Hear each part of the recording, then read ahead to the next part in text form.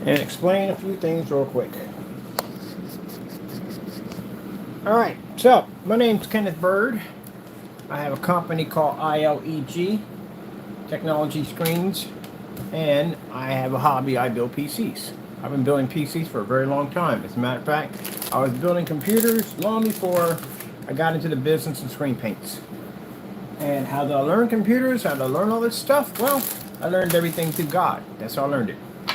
Basically, at one point in my life, I didn't know the difference between a motherboard, a hard drive, RAM, or CPU, and I uh, was deep into the Bible, and I was reading something about Leviticus in the Bible about the children of Israel and how they built the tabernacle. And these were people at the end of the day that did not have any skills in any way whatsoever on building the tabernacle at all, period.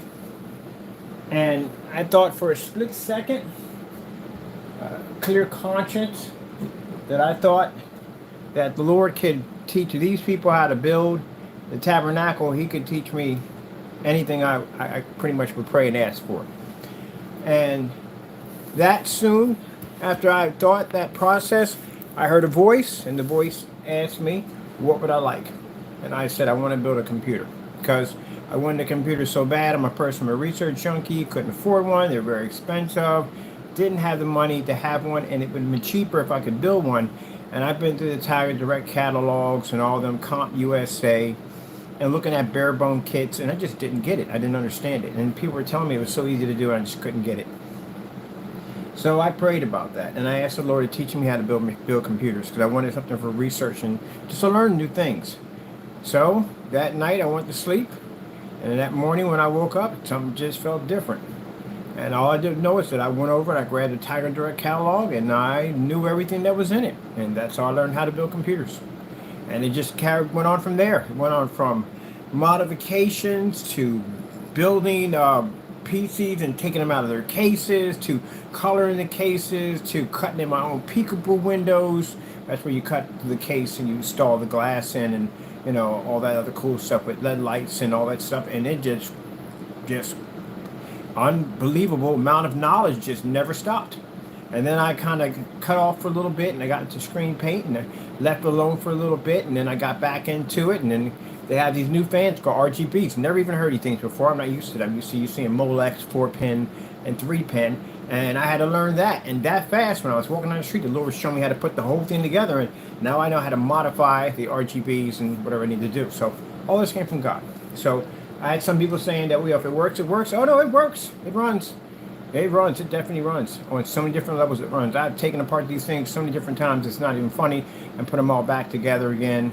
It runs. I even did modifications where that system over there, someone was asking me about my CPU. My CPU runs at somewhere between under 30 Celsius because the fans I have on here are 4,000 RPMs each. So it's quite a lot of power pushing through there.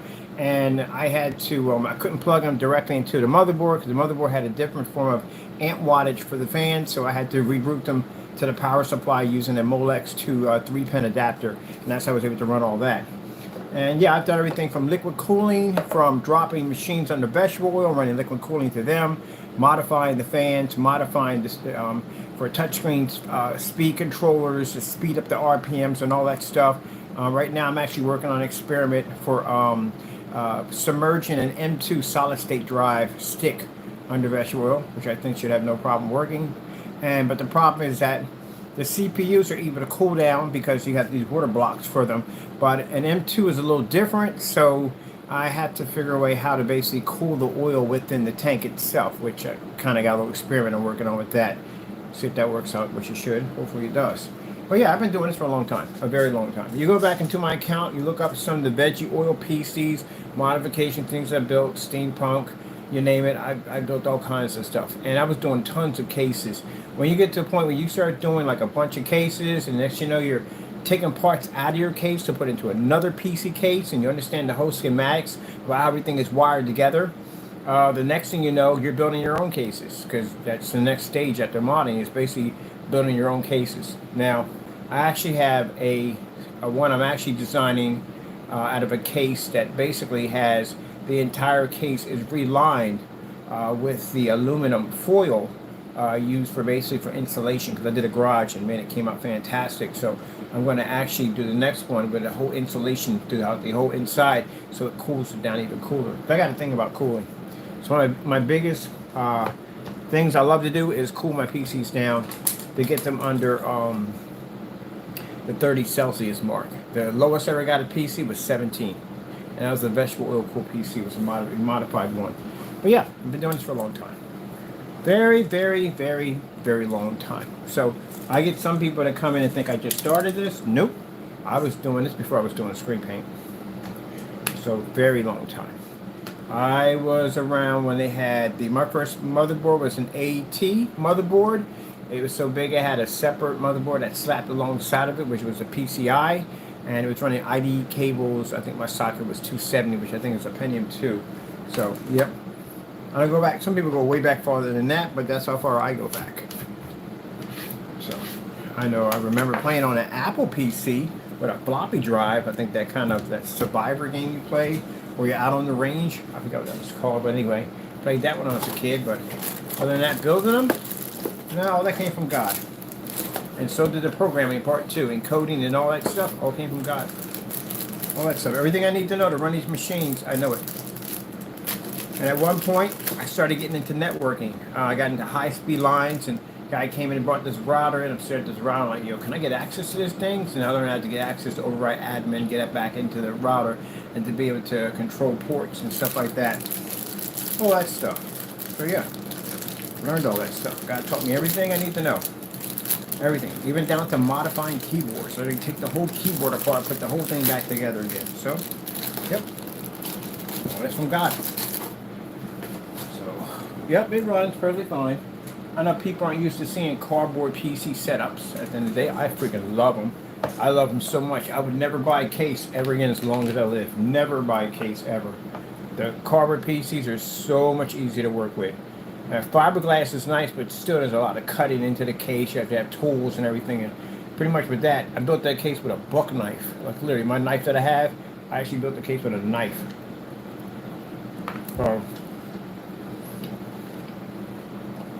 What do you do? You code it, modify it, color it. A little bit of imagination, and boom. Got a cool little setup. And the beautiful thing about it is, no one has that case but you. That's what I like about it. I can buy a case, somebody can buy the same case I get. No one has these cases, I'm the only one that has them. They're one of a kind. And these PCs, like I said, run super cool. Someone's about catching fire? No. That wouldn't be a problem at all, period. We don't have a problem with that at all, period. Gotta know what you're doing when you build. So no, I've built and modified all kinds of stuff at the end of the day, so this ain't my first build. I got a PC I built one Steampunk. That thing was crazy. That thing took so much, it took 6 months to build that thing. 6 months. All the parts had to be hand painted. I had to basically age all the parts. It took me 6 months to put that thing together. That was a long PC build. Got it on YouTube. Shows you how, bit by bit, I put that whole thing together. Everything I bought, like I bought a grandfather clock. I had to take the whole tower thing apart, put it all back together. A small clock, like an old grandfather, but basically put the whole thing back together.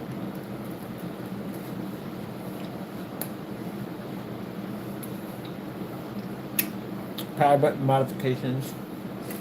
And then when I'm building over here, my Fallout PC, which is going to be fun, because I'm going to take a Dell, an old Dell, 9020, and convert it. Modify it. And then, that's going to be a really interesting setup. If you saw the Flex, I just showed the Flex today. I did a roll-on, not a spray-on. Because I didn't get a chance to get down there. But I need to see the screen right away and see how it's going to react. So it has a Flex Blue sitting on top of it. There's 3 different versions of colors in Flex. That's a blue Flex that's sitting on top of it. And that's what I was showing off. So the test I had to do with that is the Flex has to be light enough so all the colors and PC lights transfer through the screen, but it can't be too dark, because then you won't be able to see your pretty PC on the other end, which I do want to see my PC light up, push through the screen.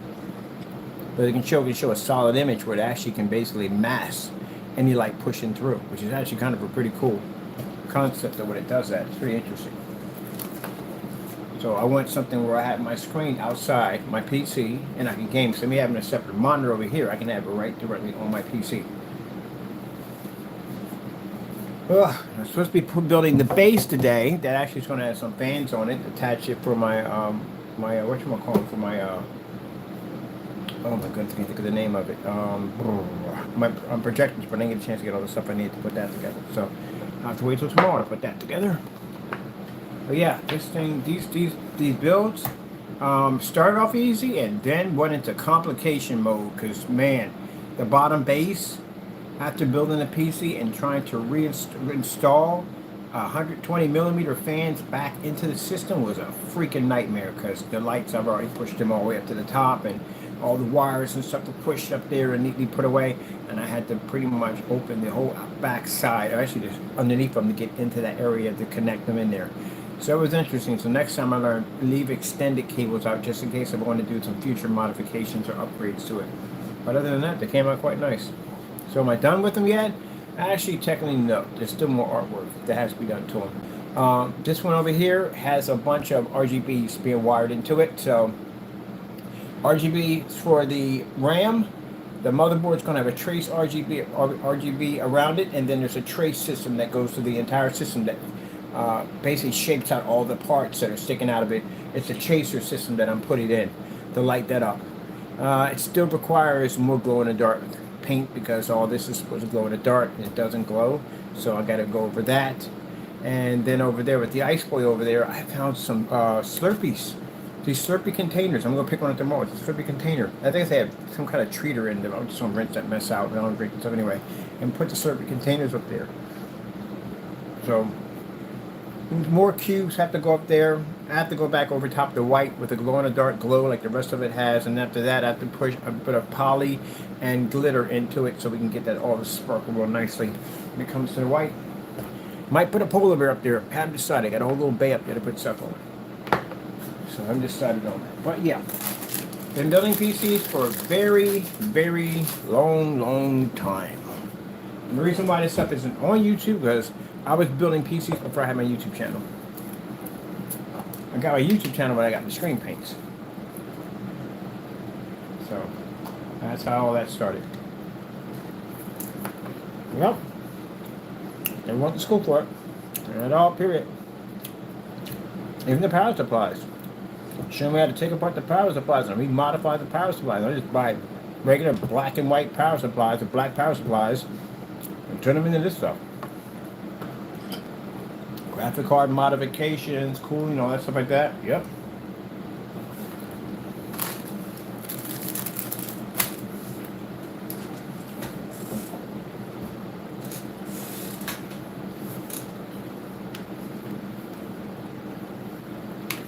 So it just comes down to whatever I want to learn, he teaches me. I built my own server. When I had Unreal Tournament, I built my own server for hosting games. I didn't like the dedicated servers that they had on the game. I didn't like them, so I built my own.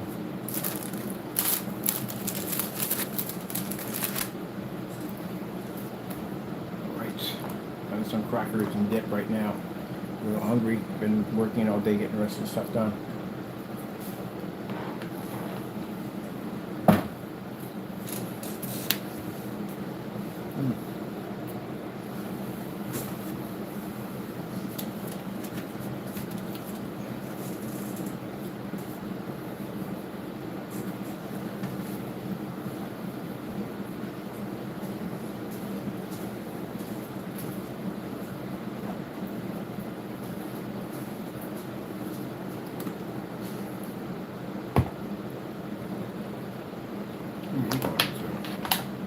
Who even knows? Oh, that's one in there.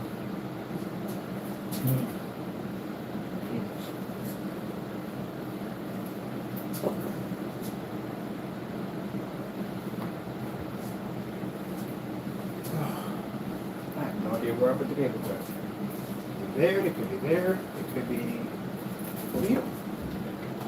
That's where they're at.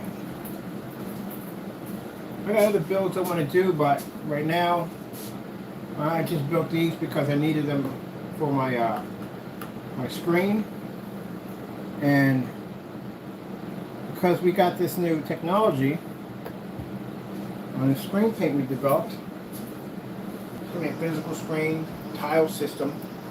It allows us to be able to use a 1050 graphic card and make it look absolutely insane because the technology allows it to do so.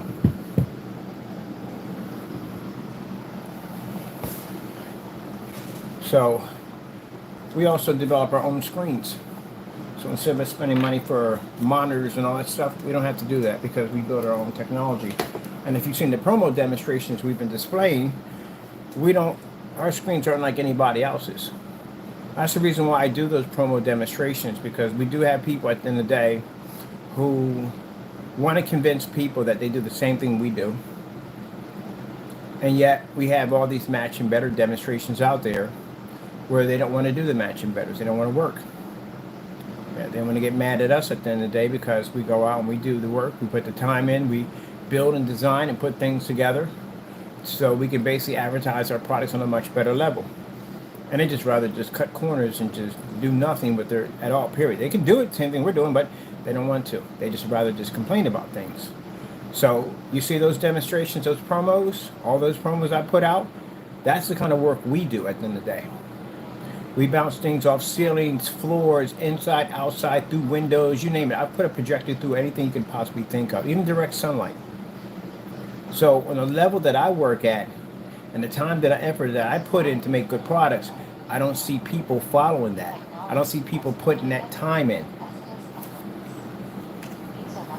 So I had one person come to the channel, he ranted on multiple channels screaming, oh, our products are this, that, they're scams. Y'all don't do our work at the end of the day. We've been through y'all stuff. I've been through everybody's stuff. I've literally been through everybody's stuff. I've been through just about every certified screen you could possibly think of. And from this detail with my machines, at the end of the day, look at the work I put into these machines. I don't skip corners or cut corners. I'm thorough about the work we do at the end of the day. So how much thorough I'm going to be if I put my time into something, I put my all into it. So if I'm going out to test products, I go to test everything. Whether it beats my screen, doesn't make a difference, I'm into testing. And you got people out here that are, every time we show up our technology and screens, they get all mad, they want to scream and yell about it, but you're not making anything. But they just cry on their channels all day long. They don't want to make anything, they just want to cry about it. They don't want to put the time in and test, they want to cut corners. And then when we come to buy their stuff, what are we faced with? Cancellations, crying on receipts, getting caught and busted doing things that we've got a thing called the blacklist. Literally, I'm going to start posting this thing more. We caught them doing the most crazy stuff. How do you steal Google images when you own a 4K projector?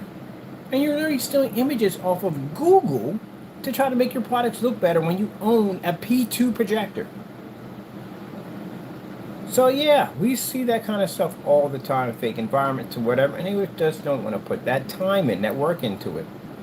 And now because they cheated and they've cut corners for so long, they are so far behind, it is not even funny. They'll never catch up. Like, they'll never ever catch up.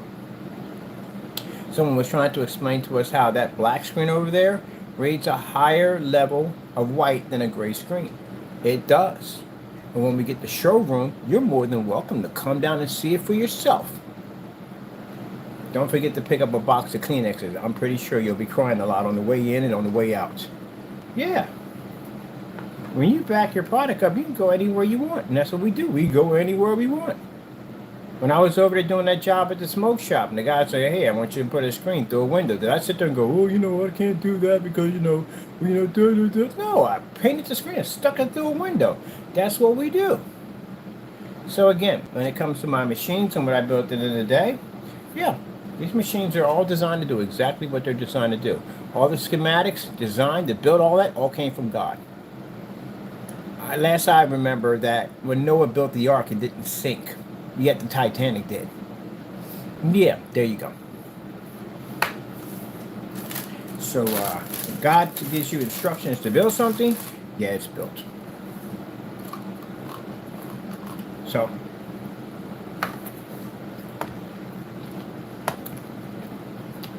you would think that it's just started this. No. I've gotten this before I got in the screen paint.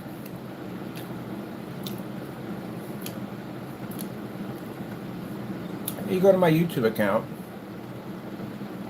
and you type in Nuclear PC, Apocalypse PC. As a matter of fact, I'll show you a demonstration. When I get off of this, I'm going to shoot a short, show you where I actually modified an ultra short throw projector and projection screen to look like an Apocalypse setup. Oh, it's insane. And the casing underneath of it, it's a cardboard box. That had the projector set. You would never think it was, but it is. I actually took a projector screen that was a 16:9, converted to a 4.3, did a wooden grain top for it, and turned it to a RetroPie projection screen. Did a couple of them. Did a Pac-Man customized motorized projection screen. All that. Let me see. So we take that same customization we get here for PCs and all that stuff, and we port it over right into basically our own, our everyday things that we do. For a home theater, or whether it be for gaming. These were designed to show off the flex. Let me see.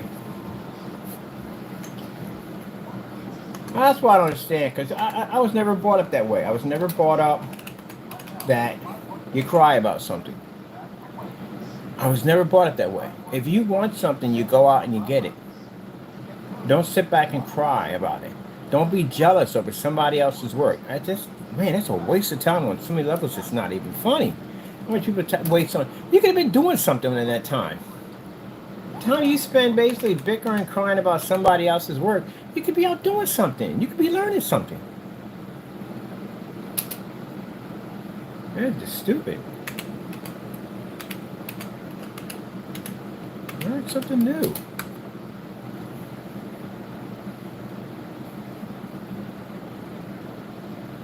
Now, these are my customers. I don't know about theirs, but my customers go outside. My customers go to places that most projection screens don't even go at. They can't go outside. That's one of my customers right there, outside, on a projector he didn't pay a lot of money for. And yet I see demonstrations today on a P2, a $3,300 ultra short throw projector, and every single person I've seen with that projector was in a dark environment, and yet this is my customer outside, and he didn't pay $3,300 for a projector. So my customers are outside, and yet $3,300 for a machine that has a 1.7 billion colors, 2 million to 1 contrast, tri-laser projector, 4K, and can't even read in a fully lit environment with a simple light in the corner.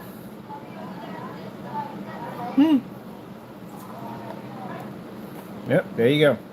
Our customers. Let's go over to, let me see. There we go. Somebody came on my channel and they were talking about, they had a video they shot, I think 5 years ago.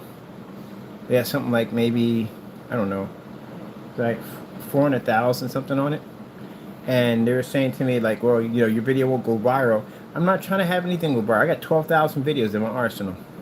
See this video right here? I got videos that hit 1 million. This is one of the other ones I have on my account.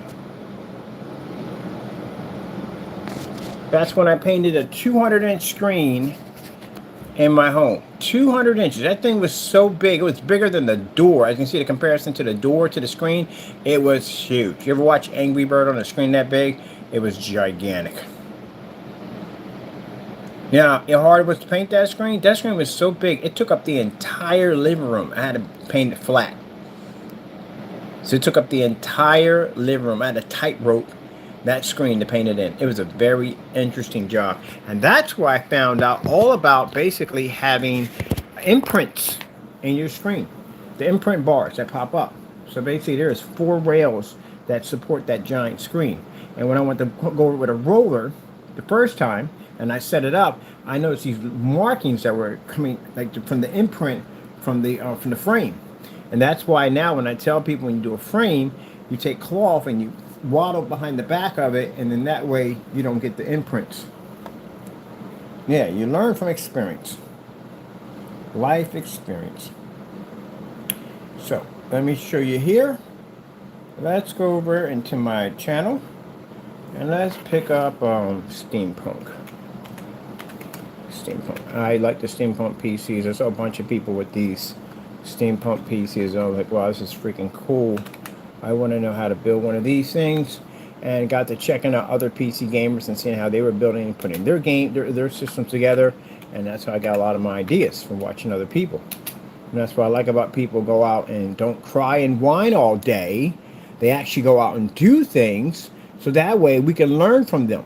Imagine if everybody spent all day crying and whining about something, we would never learn anything, because they'd be too busy crying about it. And the reason why I learn about a lot of this cool stuff is because I go and I check out other people and go, wow, that's freaking cool. I can't believe he built that. I want to try to do something just like that. I learn from other people. Hopefully people learn from me too. We all learn from each other. Let's see, steampunk gaming PC.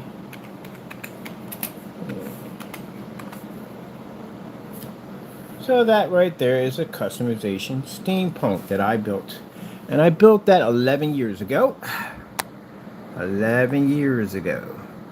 And that PC took me 6 months to complete, because the entire thing had to be literally hand painted.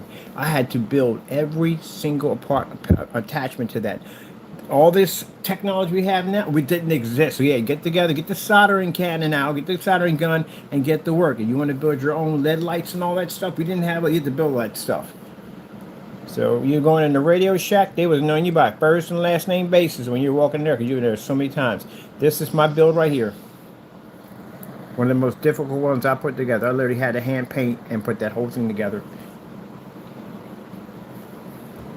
It's a bit of a doozy. I had to take pictures for every single shot.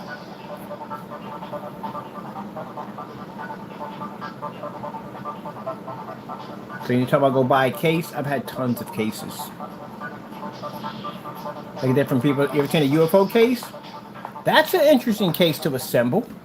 Now that one right there is already assembled.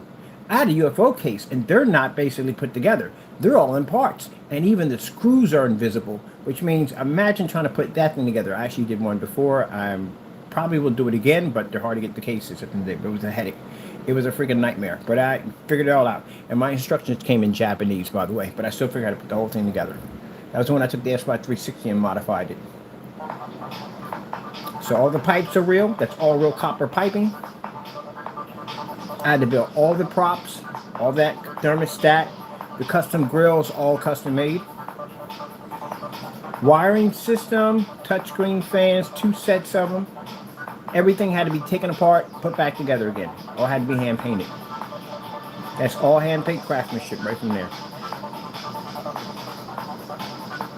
So I had to make my own parts. Went on my LED lights through. A lot of soldering and all that stuff that went through. Basically had to run the LED lights through, power switches. There are multiple power switches on that unit. That's some of the artwork I got in the back for, what was it for? BioShock. Yeah. The clock, I had to rip apart the whole entire clock, take the whole thing apart, put it all back together again. And the clock worked.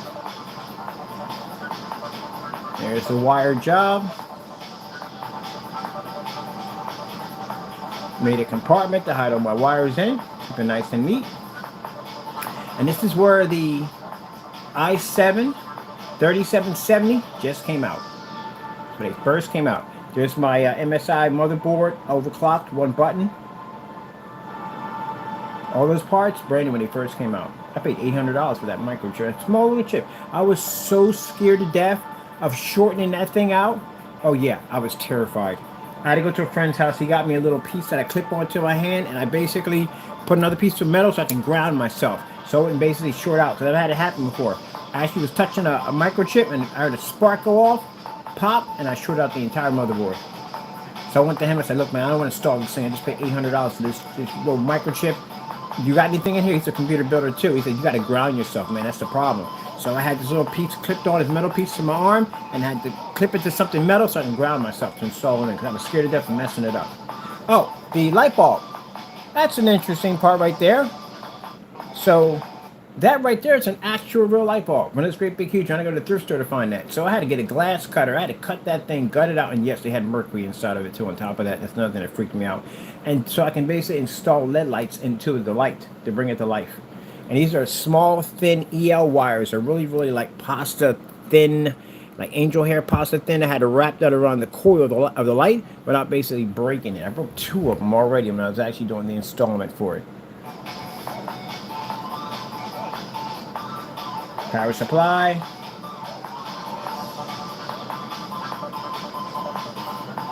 Now you would think that'd be kind of crazy to put copper, because copper and all that stuff basically conducts electricity and static. Yeah, that's how I know about that static spray that you spray over everything. All those lines were all sprayed individually with a static spray to kill any kind of static that may pop off in the machine that could cause my system to short out. Oh yeah, it was a job alright. Custom grills. Liquid cooling system, custom job. And I did this in the rented room. Customization for the doors. So, you see that light switch right there? Yeah, that light switch actually controls the majority of the lights. So, basically, I'm going to do something really cool. Instead of having a switch, I decided to use a outlet switch. And that became complicated because, you know, you got that DC and AC kind of convert thing back and forth. Yeah, I had to drop converters in there. So all those LED lights you see, those all had to be wired in. They had to be made. I had to solder all those lights in. All the piping's real. The gauges run. Everything.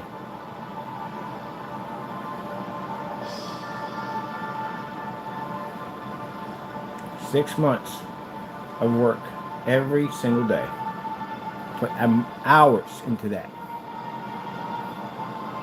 Had an LED display that said the word steampunk. They ran across it. And that was another interesting part. I wanted to put this electrical, like, kind of touch globe on it. And with that, became a problem because that thing gives off a ton of static. Yeah, so that was another little venture. Hold on, I'm looking for my charger. Here we go. That's another little venture I had to go through because it sat right near the motherboard. I'm like, I'm going to short my motherboard out. And that was a whole section I had to go through. I had to take all that back up again. I had to reline all that again with the static kind of padding. So basically it wouldn't be to transfer through and hit the board.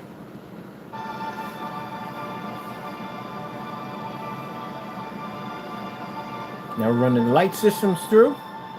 Testing all the fans, touchscreen fan controllers, LED lights display.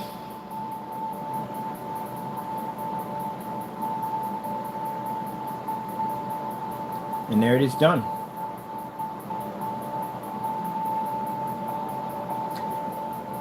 Opening my Steam account, setting everything up.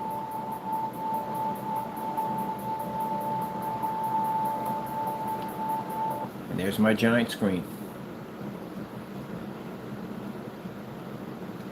Yep, a lot of hours. I built a whole lot of PCs like that. A whole lot of them. Vegetable oil cool PCs. Of course, it's going to say that because, like I said, my hard drive crashed. That is my BioShock PC I built. Vegetable oil. And I also have a cooler that will be snapped on the top of that to keep it nice and cool. I still have some artwork I want to add to this, so I got some artwork I want to add to this. So give it a kind of rusted, kind of curly. Notice my fans are on my power supply, and no point in taking them off. They're going to stop eventually. They stop working after a while. But it doesn't affect the power supply. All this is going to be bound up really nice. I'm going to bind it up real nice. And so it looks all neat and great. And we have a server in there too. It's got a little bit more to go on it. Like they use for yeah, so basically it has a glow-in-the-dark paint on it. You can't see it when the lights are on. We turn it off, it looks like handprints that are trapped inside the glass. That's not cool. All of that glows. All of it glows. So that's my own customized paint for that. And here was the nuke. Oh my goodness, the nuke was another one that took hours to put together. Oh, here it is right here. This is the baby right here. This is working with a server. That's right there. Running.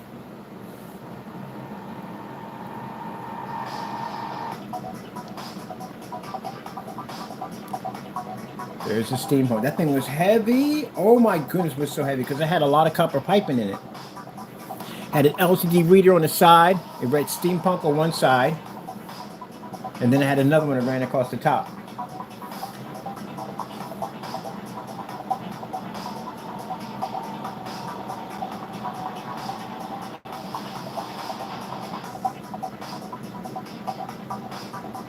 And you can literally touch it. The electricity would shoot through your hands without affecting the board.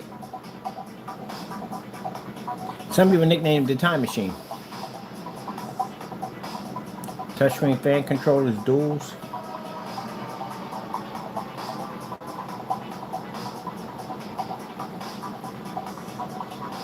And there's my server right there. Got my server for hosting games.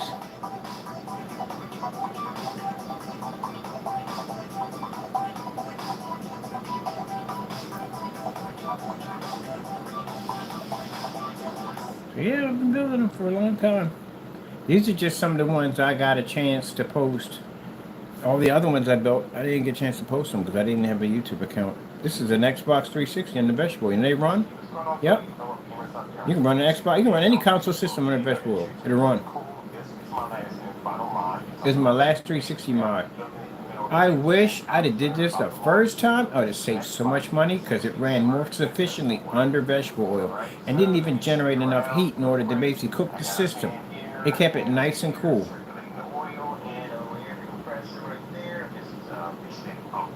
Xbox 360 under vegetable oil. And this right here is Ice Boy. I built a couple of those.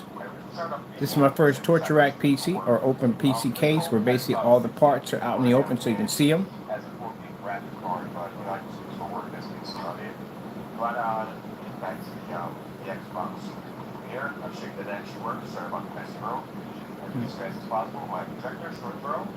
And there's Xbox 360 displayed on my makeshift projector screen used with the digital encryption server 2.8. This is my actual screen right here. See the color of the screen? It's gray, which means I was developing gray screen paint a long time ago. And that little tiny room, that's where I started off with gray paint. And let me see if we can find, oh, Xbox 360 modification. I rebuilt their system, integrated it in with the motherboard. It was just for something crazy. You see the case over there? That's when I told the guy at the end of the day, he says, "You want a warranty?" I said, "I don't want a warranty. I'm going to modify the daylight side of this thing." And I did. I took the whole entire thing apart. That's the Ice Boy where I'm actually working on that. It's Tupperware. Took a Tupperware case, turned it upside down, plugged in all the peripherals and all that.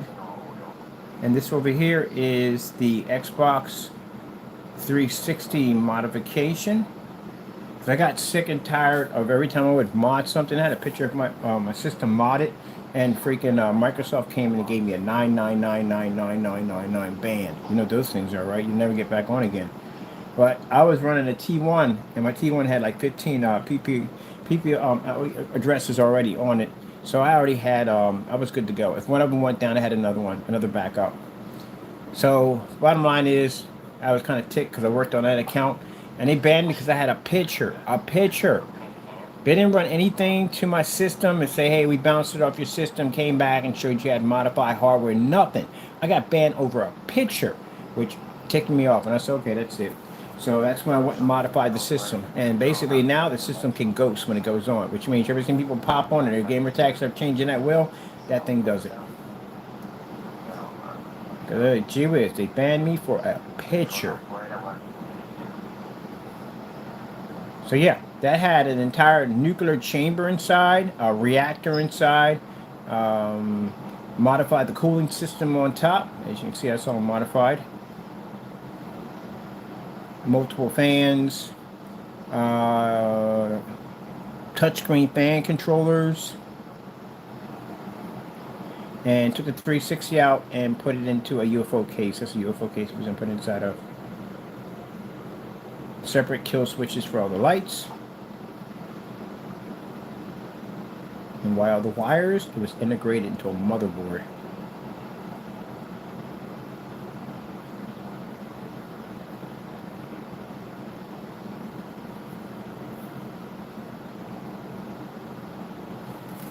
Yeah, a lot of crazy stuff, man.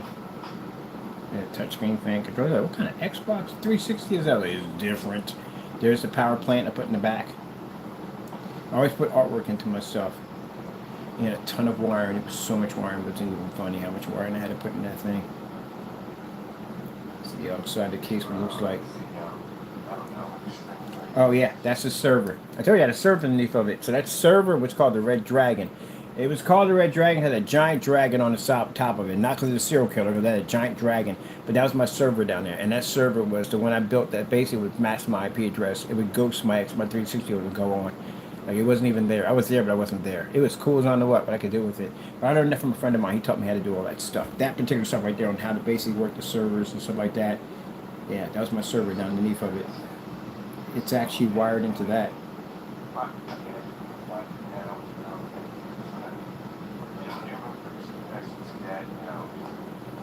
That was the ice boy I was working on.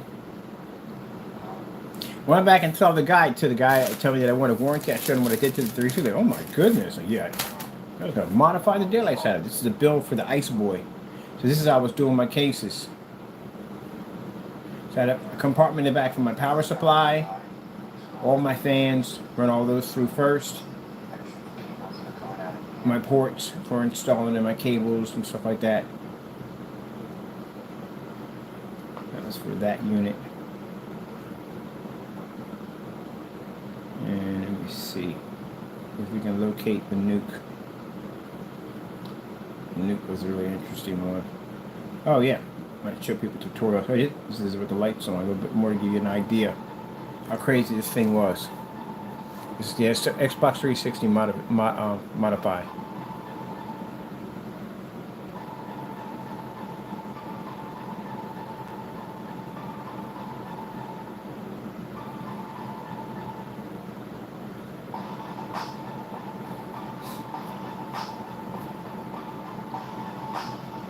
And this is coming from a guy, like I said, that couldn't understand a motherboard. None of the PC parts at all, period. I prayed on it. And the Lord blessed me. And it never stopped.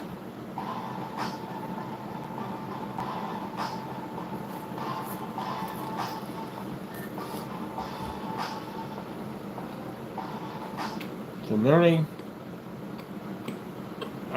I've never had a stoning block before. I can literally build just about anything. I've never had a stoning block. Whatever I don't know is given to me. Now somebody said, where'd you go to school for computers? No, that's not my field. I mean, I'm not. I made good money back in the day where I was basically doing operating systems and stuff like that, but no, I like screen paint. I do. I like screen paint. I did it for a bit, but I like the screen paint. And let me see. This is a nuke. It's another. Boy, I was nuke something else. It was a veggie oil coat. There it is. That's the nuke. That was made out of Tupperware. I used Pentium 4 Hyperthread and overclocked it. Hyperthreads were good for that. There to map out all your parts. There's some motherboard. There's the tools of the trade.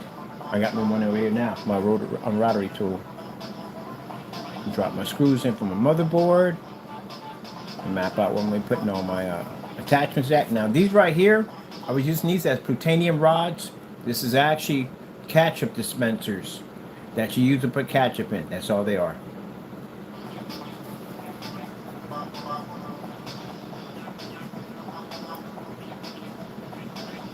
Silicone. Some more wiring.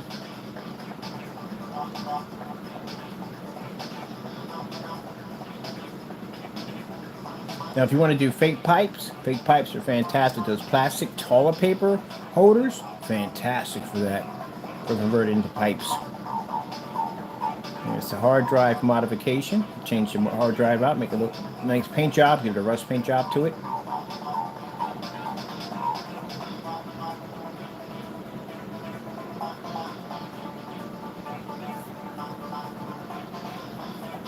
Let me start with the paint job.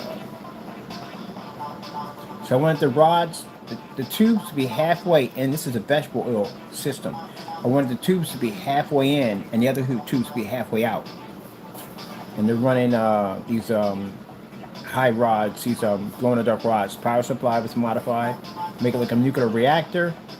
We're going to do the tests. Make sure all the lights are running. More fan modifications.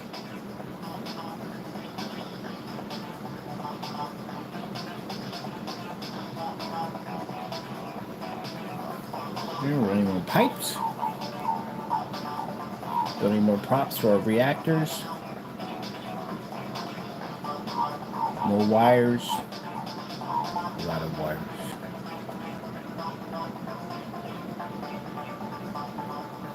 Running the operating system. And yeah, see that Windows Powered Edition? Remember I told you I had a friend of mine? He's a master coder. He actually wrote the operating system for Windows. I miss that guy so much. I have no idea where he went to. He's a pretty cool dude. So there's a rod system right there.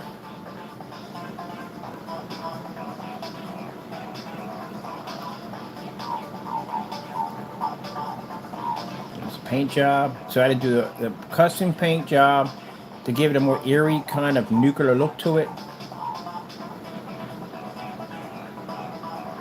And that's actually filled with vegetable oil.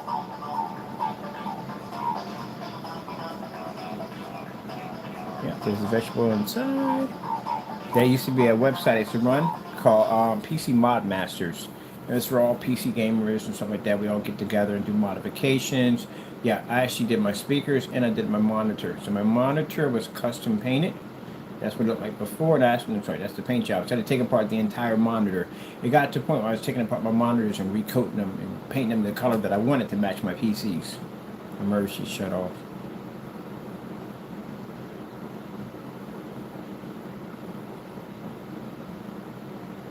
Modified the keyboard too. And that's the whole setup.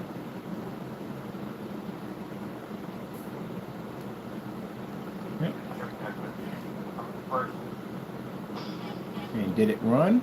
Yeah, it ran. Let me see if we have one of it real quick. Here it is right here. Oh no, that's the console mod. Forgot they look exactly the same. Where's the new guy? Actually, tell you the truth, I ran a webcam on the vegetable oil too, and it worked. Which I was kind of shocked. It ran perfectly with no problem.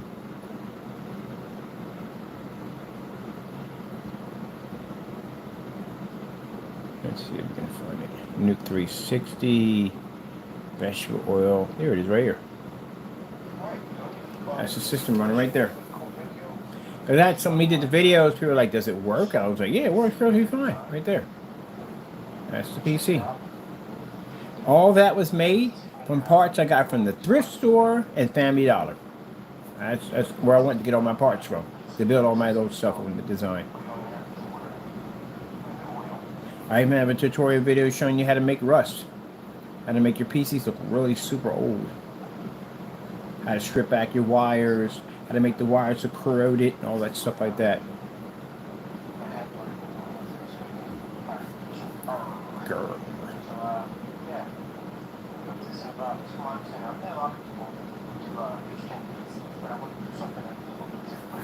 Yeah, I got this thing with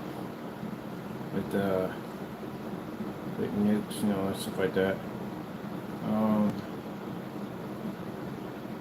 Terminator PC. I built the Terminator PC for a friend of mine who's a big fan of the Terminator, so I built him a PC.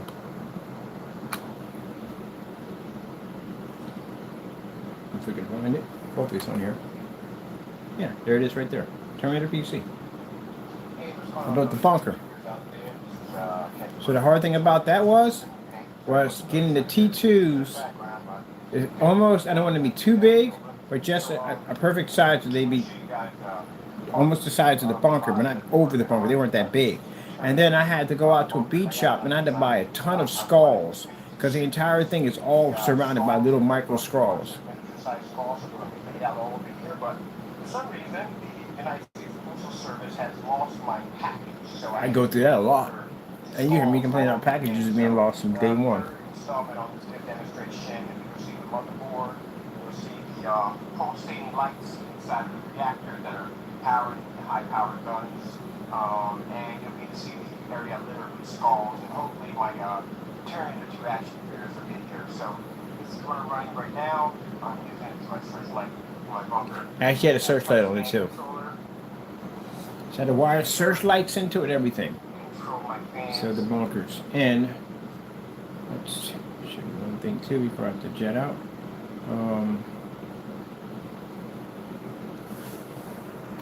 Veggie Cool. The only thing about the Veggie Cool PCs is that you have to make sure you max out all your parts. If you don't want to be sticking your hand in there. It's messy. It's very messy. It is. So you don't want to be sticking your hands in and out of that. You got oil over your hands. It's all over the place. So you make sure you max all your parts out. Max out the motherboard. So right here, if you see right here, my CPU is at 22. 22 Celsius is what I was able to drop the CPU down to. That's super cold. And if you look at the liquid cooling system right over here, the fan system has two fans. It has two fans from the top and the bottom, and it runs off a fan speed controller. So I'm actually speeding up the RPM to make the drop the temperature even lower. Yep. So got it down to 22. 22 Celsius. And that's one of the ones I built, fast build. Get a Tupperware, drop our kill switches here, run everything to the back, and be done from there. Just basic, simple build. But yeah, been doing it for quite a bit. And yeah, how to make flashing damage. Oh, this is damage props. So that right there, ketchup dispenser. The bottom is a fan. And basically, these are the lights we use here. And I use something called relay switches or delay switches to give off a real shocking effect to it. So once you paint it up, show you the paint job on it. Right here, using a little bit of caulking and some dark and light paints with some poly. And you can get this effect right here. Makes it look like something, what did I just click on? Go back to that, please. Here we go. Try to get it back there. Here we go. Gives it a more haunting effect. So you make like you got damaged parts on your PC build. That's a pretty cool thing. Just give the trigger off. It gives off like a little flashing that goes off. So I had to get a delay switch to make the lights trigger and make them flash. It's that little tiny rented room. So it kind of gives it that kind of like, I don't know, kind of like static electricity, kind of, I don't know, like damage equipment, kind of looking as if I was going for something rusted. You can make that pretty much super cheap. Leftover screws. All this is basically just silicone being pulled down on it over and over again, and you put some of it heavy and some of it lighter with the paint, and it gives it this real crazy effect. And delay switches are really easy. You can get delay switches anywhere. And that right there is the ketchup dispenser. So yeah, and now you see where, you know, I'm now doing box PCs, which I love to do. I like doing cardboard box PCs. You know, I was doing these PCs involving these cases. At the end of the day, these cases I had to build at the end of the day. You have to cut through these things. You get it rotary tools. You got to cut through these babies at the end of the day. Sometimes you got to cut through metal. Sometimes you cut through heavy plastic. The boxes, well, no, you don't have to. You can sculpt them any way you want.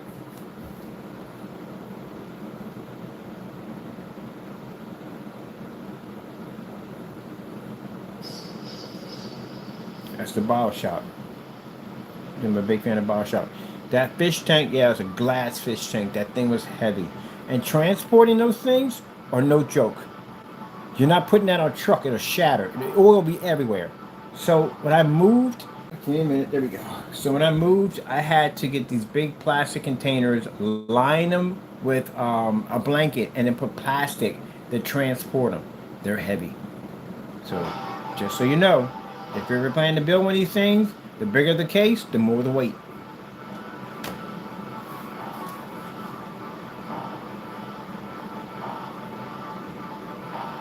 There's my little sister. There's my big daddy in the back.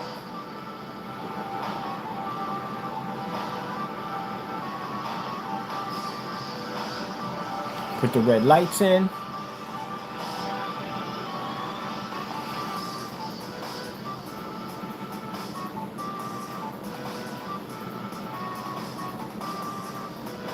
know what's funny about the garage sale?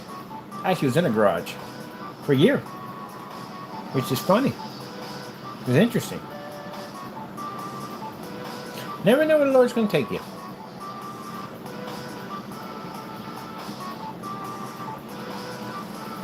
There's my MSI motherboard.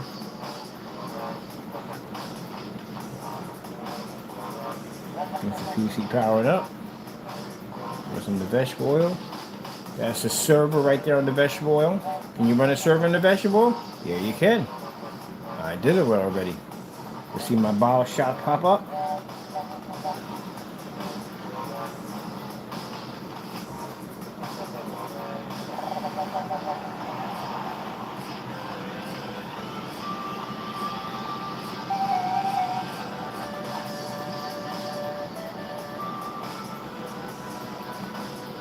Ah, BioShock.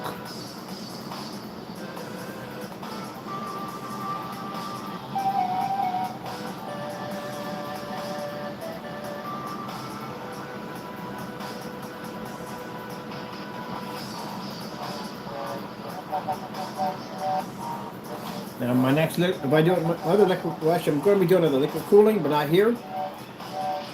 I'm going to do a compact one. And I'm doing a liquid cooling rod system. That's what I'm building. So can't explain too much what it is, but it's designed to cool the oil within the tank. Can't be too cold because it turns into jello. Because you have to understand that when you're doing vegetable oil cooled PCs, your hot air has to go somewhere. That heat has to go somewhere. If you have it in a PC, that's why I like the open PCs. When people say, do your parts get dirty? All parts get dirty in your PC. Your PC can be closed, you'll still collect dust. Dust goes anywhere it wants to go. So, you know, when someone was asking me about having open PCs, or a lot of people do open PCs, wall PCs are open, all those PCs are open. I got access to my parts easier. I can go in and clean my parts out. I got a little vacuum cleaner. I just go through and vacuum everything down. That's basically about it. I'm done. When I had PCs that were closed door, they still collect dust. Regardless. Dust gets in your machine regardless. Because if you think at the end of the day, even when you have all those, the fans you have in there, fans drawing a lot of dirt. If you got fan filters on them, mind you got little compartments in the back where your peripherals all plug into. There's gaps in there. Those gaps in there drawing in dust. So you're going to still dust your machine out. The problem is all your stuff is going to be stuck to the back of the back of the case, which you're going to have a bit of a hard time getting in and maneuvering. That basically you got to take everything out of there, clean it down, and put it all back in. This stuff is already out in the open, so I don't have to worry about that. I'm just going to clean it up. I like the open cases. On top of that, it makes it easy for me to swap out parts, upgrade, all that stuff like that, because everything's out in the open for me. But you're going to get dust in your stuff regardless. It's just I have a faster point of getting there and cleaning it. I just go in there and clean today. Pretty much, I'm going to go back and clean my little tins goes, and the board's right there in front of me, so it's easy to clean the board, so it's easier to do. Now here, you're not cleaning jack, because it's in vegetable oil. But you got to remember, when you're inside of a case, your system is based at the end of the day, if you're using fans and no liquid cooling system, you're going to cook your system. Your system eventually is going to burn out. And the reason why, because you have to understand heat. Your heat has to have some place to go. All fans do is just push the heat around. That's all they do. So say you got a bunch of fans in your PC, right? And say that your apartment's hot. Like you got the heat on because it's cold. You're taking hot air from your apartment and you're sucking it. I told you we're sucking it back into a system that's already at the boiling point. It's already trying to cool down. And I realized that when I had that PC you saw sitting on the floor, I call it that's the Red Dragon, is that one day I was sitting there working, I was like, whoa! I'm like, what the freak is that? Like, why is the fan speeding up that fast? That's because the system was trying to cool itself down, but because I was in the room and the heat was on, I'm sucking heat back into a system that's already stressed out enough. So I had to pick it up, put it on top of the desk, open up the window, take plastic, because it was cold outside, and just make a little duct system where air can constantly suck in and out of this machine. And I watch the temperature drop, and I go, okay, environment basically can plague your system at the end of the day if it's hot in there. So that's an issue you're going to have. Your system will run much quieter when it's air conditioned, but when the minute the heat kicks in, you got to be in you're in an area where it requires you to have heat on. You're sucking hot air into your system. Same thing like consoles. You're sucking hot air back into the system that's already trying to push hot air out of it. Now, if you're using liquid cooling at the end of the day, it don't mean jack at the end of the day because your system has a refrigeration unit sitting right on top of it. And since it has a refrigeration unit sitting on top of it, that means that you don't have to ever worry about basically your system overheating. It can get hot in here all day long. It doesn't make a difference. That system on there is going to keep my system nice and cool. Because all it's doing is just sucking up all the heat. There's water inside those copper blocks right there. And it's sucking up all the heat. It's pushing to that copper block, which is actually pushing it through those tubes, which is pushing through that radiator system with all those fans, and it's cooling it down. So it's constantly ice cold water hitting the CPU. It's keeping it nice and cool. With that copper block, it's freezing it, keeping it ice cold to keep that nice and cool. And since when you up your fans RPMs, make it much higher, that means you're traveling at a faster rate, which means you're cooling the water down at a faster rate when it transfers back to the system. So that's pretty much it. You got an air conditioner up there. The only thing now you got to worry about is the M2s. The M2s can generate heat. They generate a lot of heat. Hard drives get hot too. That's why we got the big 120 millimeters right on top of it. They pull hot air right out of the hard drives. But the M2s ain't hard to get around because I figured out modifications on how to get around those at the end of the day. But still, it's going to generate heat. But your biggest problem is going to be that CPU. GPU, depending on what you're running, but if you're doing GPU, I would basically use liquid cooling. I would. If I'm using like a really high-end GPU, like a 5090 or 4090, even a 4080, I'm running freaking liquid cooling on that. There's no way in the world trusting those fans. I don't care what they say. Because remind you, fans are just designed to push heat around. That's basically about it.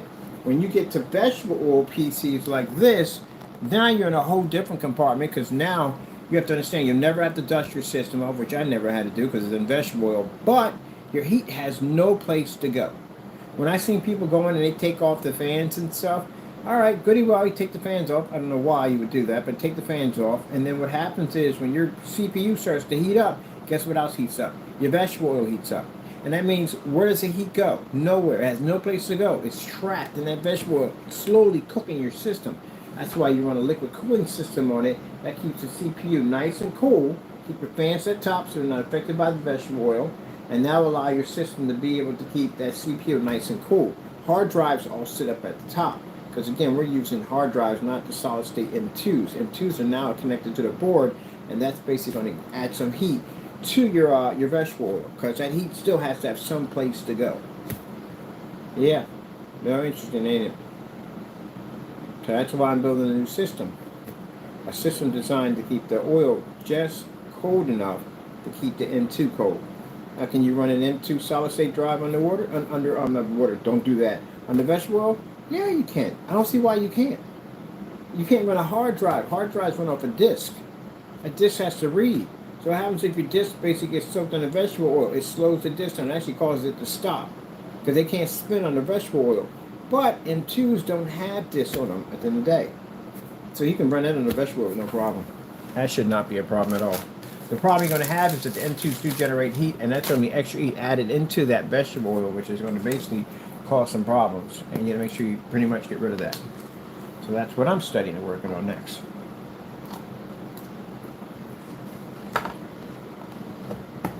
So, I hope that can answer your question. I've been doing it for a very long time. I just started getting back into it. I was doing the screen paint all the time. And I like the cardboard builds. And they continue to make more cardboard builds. Sorry about that. When I get my workshop, I'm going to do some crazy ones. Like, I want to do a King Kong. The King Kong, what I wanted to do, fighting planes off. Planes that actually do spin around it. I had to build a motor for all that. A little hobby motor, so the airplane swing around it.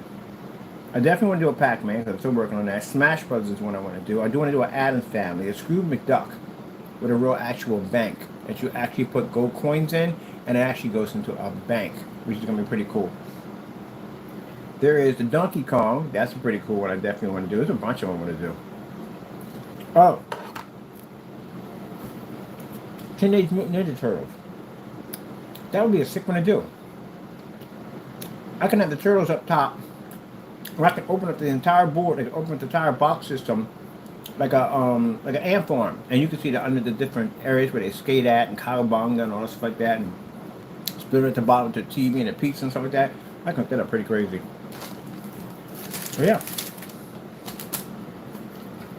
Now people are asking me if I'm going to be selling these. Nah, I ain't got the time. I'm got caught up in so much projects. It's not even funny right now. The screen paints and everything else I'm involved in.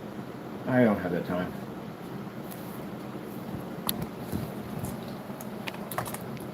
It's just going to be props. It's a lot of work for a prop, isn't it? So, one thing you learn when you get into modifications is that no idea is too small or too big at the end of the day, and you can utilize everything to your advantage point. Like those plastic containers that came with the paint inside of them, I use them to basically as support systems for my liquid cooling system. I use them as motherboard posts for my motherboards that extend out, and I also turn them into spilled paint containers right here in the front. And the signs, I printed them out. Went and did a little artwork and modified to brighten them up a little better on my editing side, and then put tape over top of it so they wouldn't get damaged, and did a little paint job over top of them.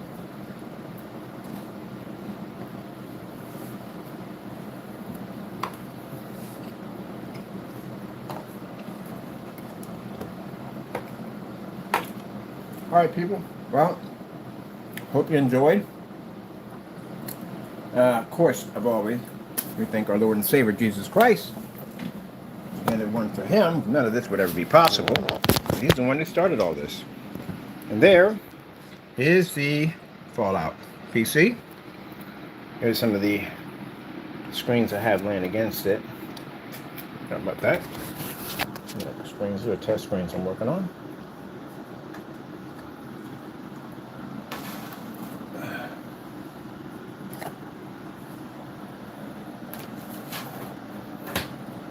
There we go. That's the Fallout PC. Sorry, people. Man, I hate it when it happens. But anyway, that's the Fallout PC. Still working on it. Got the cockroach up there. I'm pretty soon this is going to be done. And I'm going to have Bluetooth speakers installed in there. So I'll play that song in there, which I'm going to be hearing over and over again. And I hear it right now. Every time. I don't hear it until I see that PC, and then I start hearing the music. And when I was showing off the PC, I wanted to do the music from that era, which is around 19... Well, actually, it's kind of weird. I looked at the era time zone for freaking Fallout. It's like in the future, but not in the future. That's confusing. I'm still trying to figure that out. Everything in there looks like it's like 1950s. But the music they're playing is from the 1940s, like 1941. That's from 1941s. The ink spots, they're the ones that actually set the world on fire. They're called the ink spots. And that music is from 1941. But I think the Tom era and what you would call it's like 20 something. I'm like, this is so confusing. It doesn't even add up. What era is Fallout?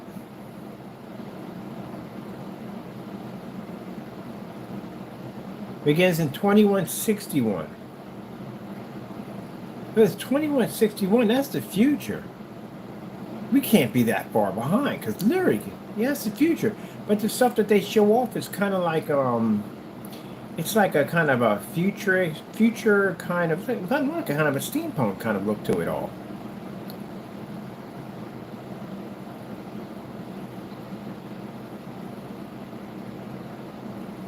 The post-apocalypse in Southern California begins in 2161. So if it begins in 2161, why does everything look like it comes from 1940s or 1950s? That's what it looks like. And then when you look at the music they're playing, the music is really old. The music's from 1940, well, I know the ink spot from 1941. It's from that era. Almost like 1920s to 1940s, like in that era. It's kind of confusing.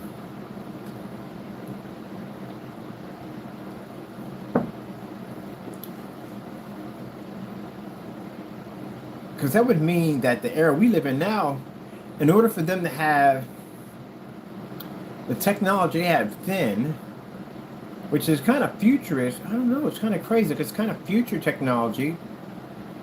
But it's kind of like we must have been living in the Stone Age, if that's considered to be the future. Because wouldn't you think that someone would be a lot more advanced? Well, we have robots too. You know, we have all that stuff now. Technically, we do have all that stuff. I don't know. It's just kind of confusing. I find it confusing. The dates are like kind of crazy. Fallout. What is the music set in? What era? According to Epidemic Sound, Fallout's music taste is stuck in the 1940s and 50s because its technology diverts from real life just after World War II, resulting in no modern tech as we know it. Even though Fallout is set in 2296, they're stuck in that mid-20th century retro futurist aesthetic. So is retro futuristic setting? I told you the music is 1940, 1950s. In that era, I thought 1920s, I don't know that, but it sounds like 1920s. But 1940, 1950s era, most stuff I listened to was 1950. Train was actually 1950s. Well, no, 1940s. That was not. It was 1940s. Okay, so and it was basically set out in 2296. And what the freak were we living in? Because we might have been throwing rocks and stones at each other if that's the era. Yeah, it's confusing. It's really confusing. It is. It gave me a headache. I love it all. I do love it. But it's just, man, it's just so, doesn't make any sense. The mid-20th century. All right, well, I can crack my brain over this one at the end of the day. This is what I do. I think too much at the end of the day. It's way too much of a process. All right, well, I got work to do. I got a lot of work to do. I just come back and explain that really quick from people that are from the standpoint that we're talking about the PCs and stuff. They weren't saying anything mean. Some really nice stuff about it. And thank you so much. I appreciate. I have no problem basically about it. Somebody was just wondering exactly how far did I go back on making PCs. Did I just start making these? And I've actually been making PCs for a really, really long time. But thank you for the feedback. I really appreciate it. I really do. And yes, we've had for a change, just showing off and people coming in. We had a change of people being nice and kind, and that. Thank you so much. I appreciate that. We've been dealing with these trolls that have been attacking our channel and carrying on and acting up. But like I said, it's being taken care of, so I'm happy about that. Till then, well, I got to get to work because I got stuff I got to do, and I got more testing to go through. And yeah, we got these new screens I just painted up. I'm going to get ready to show these off pretty soon, so I'm going to have to wait on that one tomorrow, because right now I'm still working on a few things and doing some research. Thank you for stopping by, and I gotta go, and God bless.